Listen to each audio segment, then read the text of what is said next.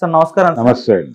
Sir ఇవాళ SV Rangarao గారి జయంతి sir. మరి ఈ సందర్భంగా అంటే ఆయన సినిమాల్లోకి ఏ విధంగా వచ్చారు, ఆ సినిమాల్లో ఆయన ప్రస్థానం ఏంటి, ఎన్టీ రామారావు గారు, ఏఎన్ఆర్ గారు, సావిత్రి గారితో ఆయనకున్న అనుబంధం ఏంటి, మొత్తం ఎంటర్ ఆయన సినీ జర్నీ గురించి మీ మాటల్లో సార్. ఎస్వి రంగారావు గారు తెలుగు తెర చేసుకున్నటువంటి పుణ్యం, తెలుగు తెరకి దొరికిన వరప్రసాదం ఆయన. అయితే తెలుగువాడిగా పుట్టడం ఆయన చేసుకున్న దురదృష్టం కావచ్చు. ఎందుకు దురదృష్టం అంటున్నానంటే, తెలుగు నటులలో, తెలుగు సినిమా నటులలో ఎస్వి రంగారావు గారి స్థాయి నటన, ఎస్వి రంగారావు గారి రేంజ్కి వెళ్ళినటువంటి నటుడు ఆ జనరేషన్లోనూ లేడు, ఆ తర్వాత జనరేషన్లోనూ ఎవరూ లేరు. ఇది వాస్తవం. కానీ ఆయనకి ఏ రకమైనటువంటి పురస్కారాలు దక్కలేదు. ప్రభుత్వం నుంచి ఆయనకు దక్కవలసినటువంటి ఏ గౌరవము దక్కలేదు. ఎటువంటి పద్మ పురస్కారాలు ఆయనకి వరించలేదు. కాబట్టి ఆయన ఏ హాలీవుడ్లోనో పుట్టుంటే, గుమ్మడి గారు అన్నట్టు, ఆయన రేంజ్ వేరుగా ఉండేది, ఆయన గౌరవం వేరే లెవెల్లో ఉండేది. కాబట్టి తెలుగువాడిగా పుట్టడం ఆయన చేసుకున్న దురదృష్టం.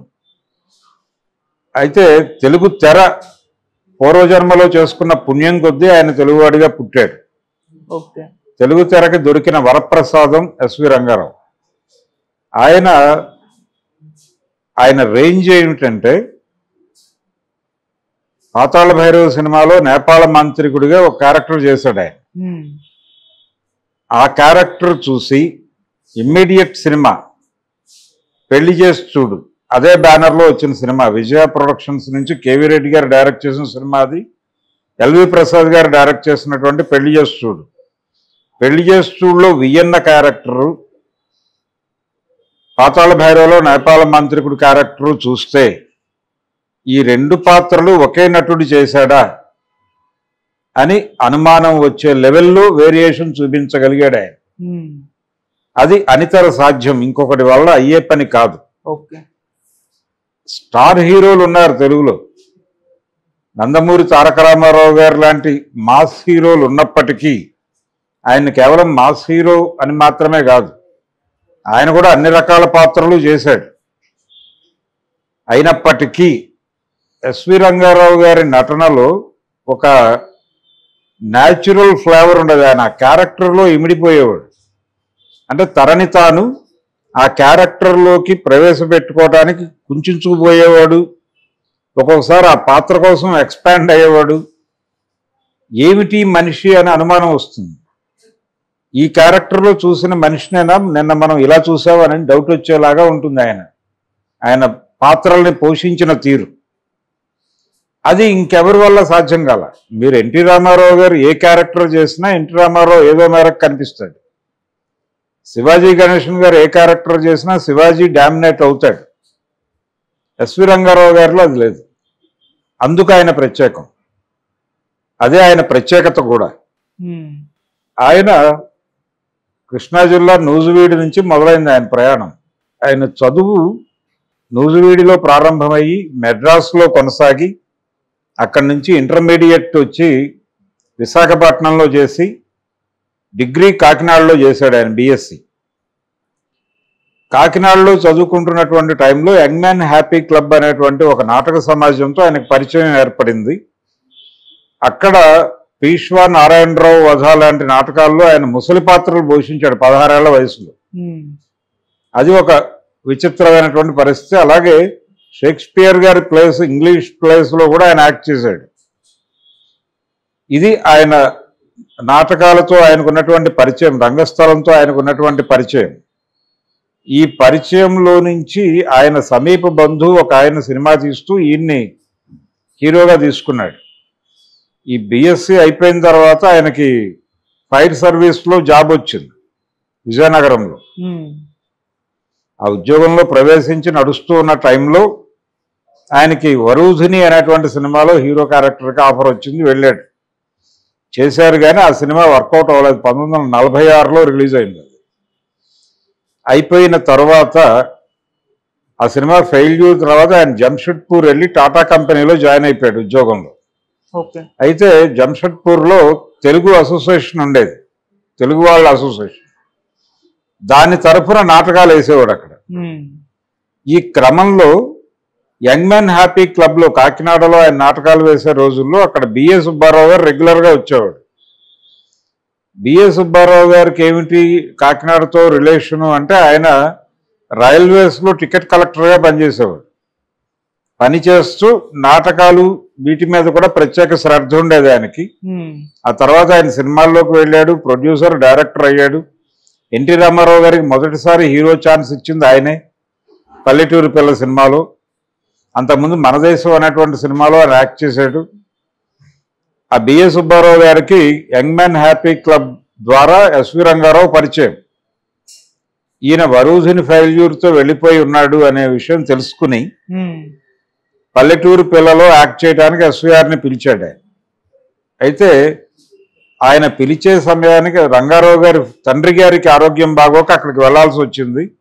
ఆయన కన్ను మూశారు, అంత్యక్రియలు, ఆ వ్యవహారాలన్నీ పూర్తి చేసుకుని వెనక్కి వచ్చేసరికి టైం అయిపోయింది. ఈ లోపు ఈ క్యారెక్టర్ వేరే వాళ్ళకి వెళ్ళిపోయింది. ఈయన కోసం అనుకున్నటువంటి క్యారెక్టరు ఇంకొక సుబ్బారావు అనేటువంటి ఇంకో నటుడికి వెళ్ళిపోయింది.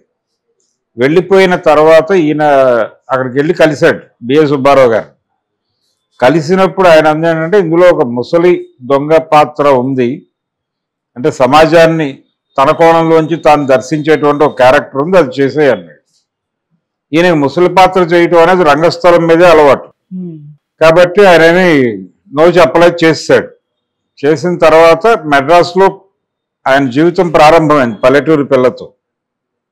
ప్రారంభమైన తర్వాత విజయ అనేటువంటి బ్యానర్ ప్రారంభమైంది. అప్పుడే విజయవారి తొలి చిత్రం షావుకారులో ఎన్టీ రామారావు గారు హీరో. అందులో సున్నం రంగడు అనేటువంటి ఒక రౌడీ క్యారెక్టర్ ఎస్వి రంగారావుతో చేయించారు.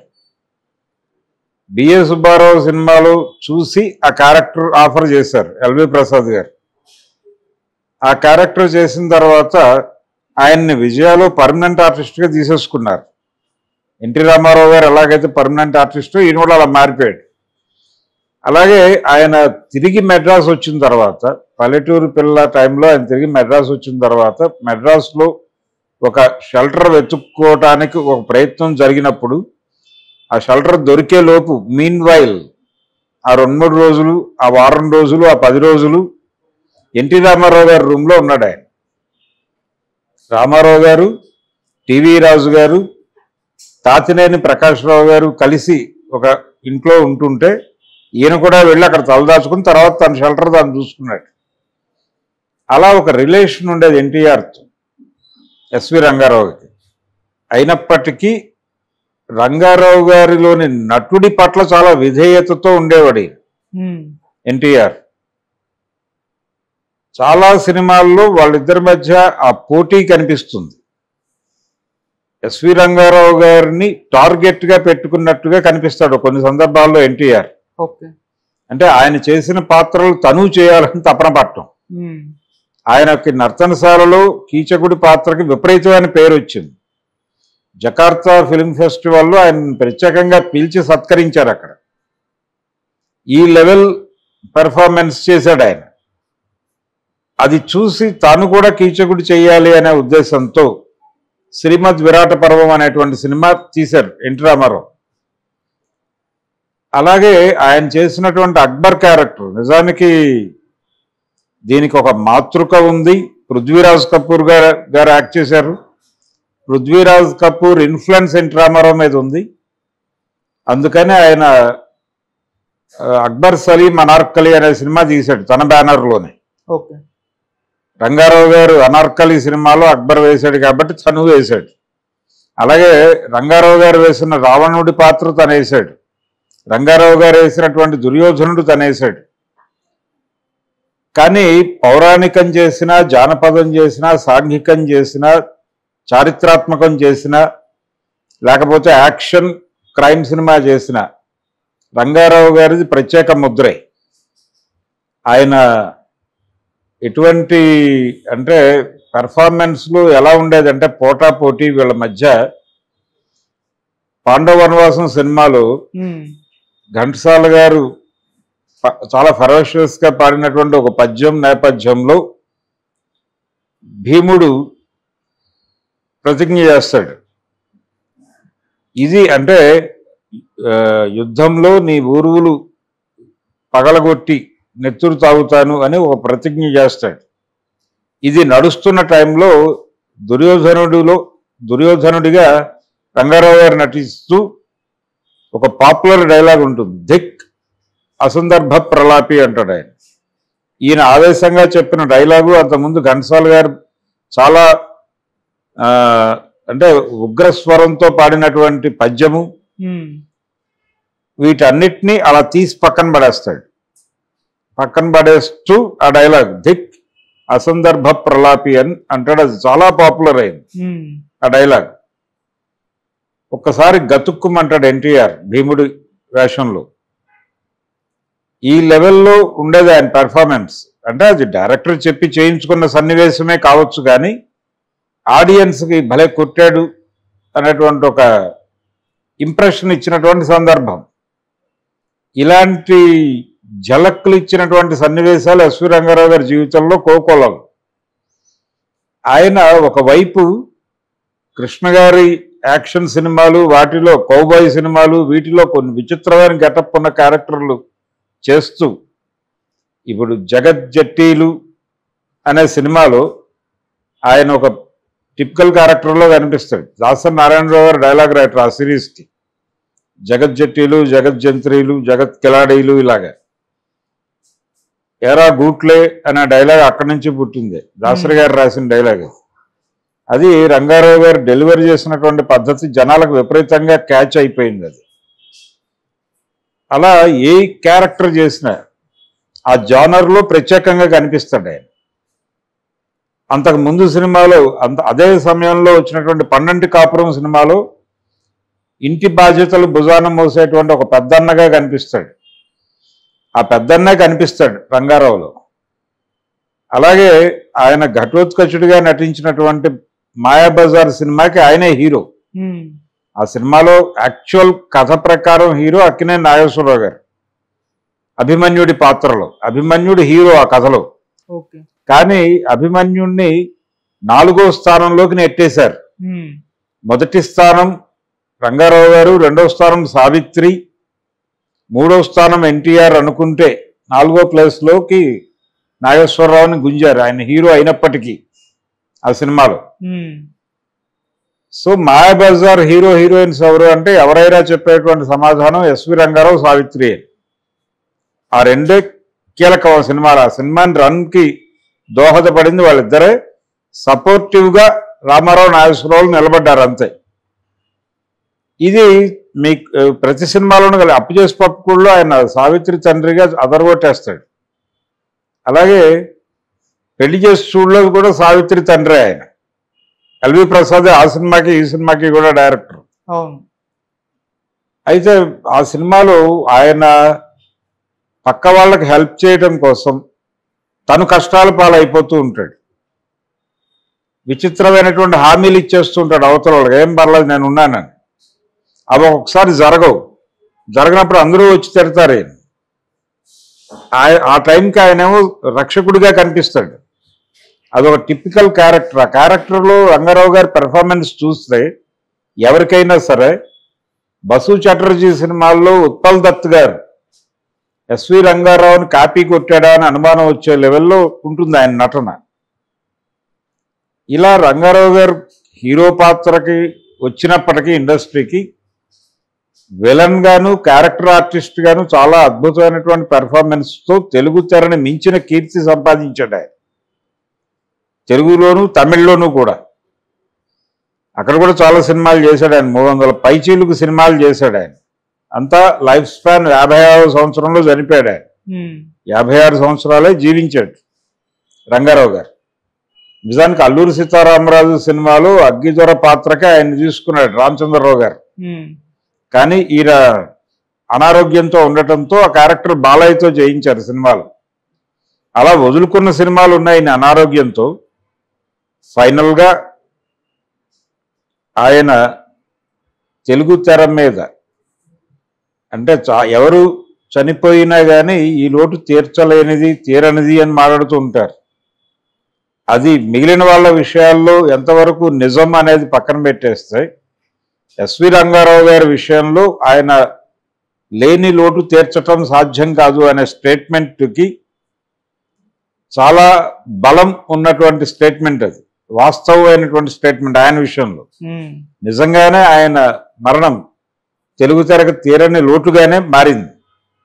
ఆ తర్వాత ఆయన తరహాలో నటించేటువంటి నటులు చాలామంది వచ్చారు. సత్యనారాయణ గారు వచ్చాడు, గుమ్మడి గారు కొన్ని నెగిటివ్ పాజిటివ్ రోల్స్ చేశాడు. అయినప్పటికీ రంగారావు గారి ముద్ర మిస్ అయింది జనాల మనసుల్లో. రంగారావు గారిని చూస్తున్నామని అనుభూతి చెందలేదు ప్రేక్షకుడు. సత్యనారాయణని చూస్తున్నాం, లేకపోతే కాకరాలను చూస్తున్నాం, మరొకరిని చూస్తున్నాం, ఈ స్పృహ ఉండేది. అందుకని రంగారావు గారు చాలా ప్రత్యేకమైనటువంటి నటుడు. తెలుగు సినిమా చేసుకున్నటువంటి పుణ్యం ఆయన ఆవేశం వచ్చినా అలాగే ఉండేవాడు, ఆనందం వచ్చినా అలాగే ఉండేవాడు, ఏదైనా ఎక్స్ప్రెసివ్గా ఉండేవాడు. ఆయన కోపధారి మనిషి అనేటువంటి ప్రచారం ఉండేది. ఆయన దగ్గరికి వెళ్ళడానికి కొంచెం భయపడేవాడు, ఎలా రియాక్ట్ అవుతాడో తెలియదు. ఆయన భక్త ప్రహ్లాద టైంలో క్లైమాక్స్ షూట్ అయిపోయి అది రష్ వేసుకుని చూస్తూ చిత్రపు నారాయణమూర్తి గారికి ఇది మళ్ళీ షూట్ చేస్తే బాగుంటుంది అనిపించి ఈ విషయం రంగారావుకి ఎలా కన్వే చేయాలి అనేది ఆలోచించి ఆయన ఒక నిర్ణయం తీసుకున్నాడు. నరసరాజు గారిని పంపించాడు. నరసరాజు గారు వెళ్ళి మీరు చాలా అద్భుతంగా నటించారు ఆ క్లైమాక్స్లో, కాకపోతే అక్కడ టెక్నికల్ టీం సరిగా పనిచేయకపోవడం వలన ఆ సీన్ అంత ఎఫెక్టివ్గా రాలేదు, మీ నటన అద్భుతమే కానీ టేకింగ్ బాగాలేదు, అందుకని మీరు ఒకసారి రీషూట్ చేయమని అడిగితే బాగుంటుందని నాకు అనిపించింది, నేను చూశాను రాత్రి ల్యాబ్లో అని చెప్పాడు ఆయన. ఏదో లేండో వాళ్ళు చావాళ్ళు వస్తారన్నట్టుగా మాట్లాడాను. అలా కాదు, మీరు చెప్తే బాగుంటుంది, చేసింది మీరు కదా అన్నాడు. ఈయన ఫోన్ చేసి రీషూట్ పెట్టండి అని గొడవ చేశాడు. వాళ్ళు కోరుకుంది కూడా అదే, వాళ్ళు అది కోరుకుని ఈ డ్రామాని డిజైన్ చేశారు. ఆ విషయం ఈయనకు తెలియదు. ఈయన చాలా ఆవేశంగా వెళ్ళి చేశాడు ఆ రోజు. ఇలా ఉండేది. అలాగే నంది పురస్కారాలు ఆయన చదరంగం అనే సినిమా డైరెక్ట్ చేశాడు. ఆ చదరంగంకి ద్వితీయ ఉత్తమ చిత్రం కింద నంది పురస్కారం వచ్చింది. ప్రథమ చిత్రం కింద ఉత్తమ ప్రథమ చిత్రంగా ఆ సంవత్సరం సుడిగుండాల సినిమా వచ్చింది, అక్కినే నాగేశ్వరరావు గారు హైదరాబాద్లో కూర్చుని పైరవీలు చేసి తన సినిమాలకి అవార్డులు తెప్పించుకుంటున్నాడు అని బహిరంగంగా మీడియా ముందు రంగారావు గారు మాట్లాడేశాడు. ఆ తర్వాత ఆయన సుడిగుండాల సినిమా చూపించాడు ఆదుర్తి సుబ్బారావు గారు. చూసిన తర్వాత ఆయన మళ్ళీ మనసు మార్చుకుని అది కూడా చెప్పాడు ప్రెస్కి, నేను మొదట ఏదో కామెంట్ చేశాను కానీ ఇప్పుడు సినిమా చూశాను, మా సినిమా కంటే బెటర్గానే తీశారు అది అన్నాడు. అట్లా చదరంగంతో మొదలైంది. బాంధవ్యాలు అనేటువంటి సినిమాతో కొనసాగింది. బాంధవ్యాలు ఆయన ప్రమోట్ చేసినటువంటి హీరోల జాబితా ఒకటి ఉంది రంగారావు గారు. చంద్రమోహన్ ఆయనే ప్రమోట్ చేశాడు. అదే చంద్రమోహన్కి తన సినిమాలో అవకాశం ఇచ్చాడు. బాంధవ్యాల్లో ఆయన్ని లక్ష్మిని పేరు చేసి నటింపజేశాడు. ఇలా రంగారావు గారు ఎరా అంటే ఒక బీభత్సమే. ఆ లెవెల్ నటుడు, ఆ లెవెల్ వ్యక్తి. ఆయన అందరితోనూ చాలా పొలైట్గా ఉండేవాడు. అయితే కొన్ని విషయాల్లో క్రిటికల్గా కూడా ఉండేవాడు, టూ క్రిటికల్గా ఉండేవాడు. అది పక్కన పెట్టేస్తే రంగారావు గారితో పోల్చదగ్గటువంటి వ్యక్తి కానీ పోల్చదగినటువంటి నటుడు కానీ మరొకడు కనిపించాడు తెలుగు సినిమా పరిశ్రమలో. ఆయన తమిళ సినిమాల్లో కూడా యాక్ట్ చేశాడు. కానీ ఒక తెలుగువాడిగా తెలుగు వాళ్ళు గౌరవించాల్సినటువంటి సందర్భం, ఆ గౌరవాలని అందుకునేటువంటి అర్హత పుష్కలంగా కలిగినటువంటి నటుడు ఆయన రంగారావు గారు. ఈ రోజున రంగారావు గారి స్మృతికి మరొకసారి నివాళులు అర్పిద్దాం. Okay sir, thank you so much sir. Thank you.